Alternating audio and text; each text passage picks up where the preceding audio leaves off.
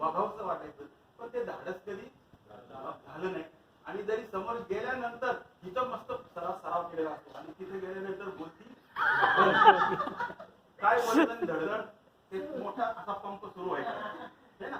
तर त्याच्यावर लिहिले काय तुझसे मिलते ही कुछ बेबात हो जाना मेरा, तुझसे मिलते ही वो कुछ बेबात हो जाना मेरा, और तेरा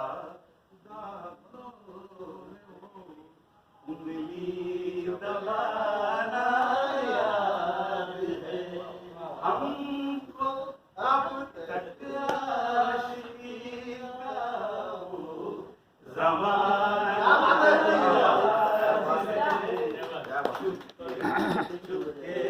रात दिन आंसू बहाना याद है.